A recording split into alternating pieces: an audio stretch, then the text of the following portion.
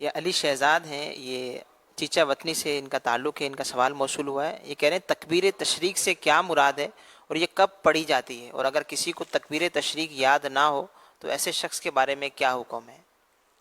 تکبیر تشریق، اللہ اکبر اللہ اکبر، لا الہ الا اللہ واللہ اکبر، اللہ اکبر وللہ الحمد، یہ 9 ذوالحج شریف کی فجر سے لے کر 13 ذوالحج کی عصر کی نماز تک یہ پڑھی جاتی ہے۔ ہر جماعت مسنون کے بعد 3 مرتبہ بلند آواز سے پڑھی جائے، 1 مرتبہ بلند آواز سے واجب، 3 بار مستحب، 1 بار بلند آواز سے واجب اور 3 بار مستحب۔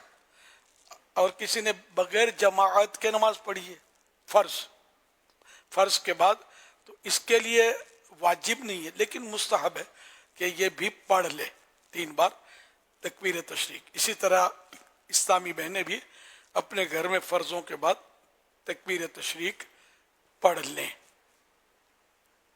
سوال کا یہ بھی حصہ تھا کہ اگر کسی شخص کو تکبیر تشریق یاد نہ ہو تو ایسے شخص کے بارے میں کیا حکم ہے؟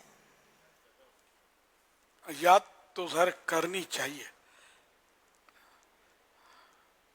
بہت ساری چیزیں یاد ہوتی ہیں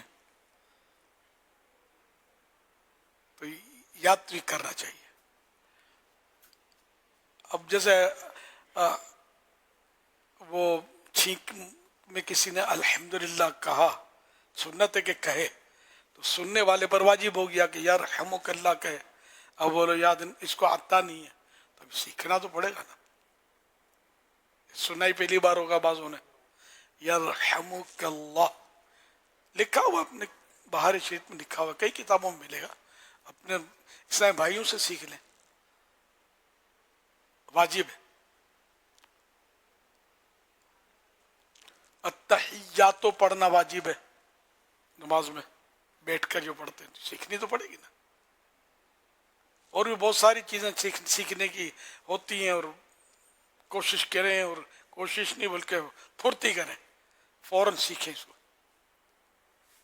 صلو علی الحبیب صلی اللہ علی محمد۔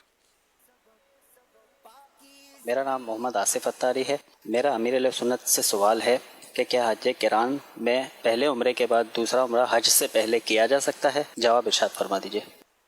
نہیں، کیونکہ پہلے عمرے میں ابھی سر تو منڈوایا نہیں ہے، منڈوا بھی نہیں سکتا، دوسرا عمرہ کرے گا سر کیسے منڈوائے گا؟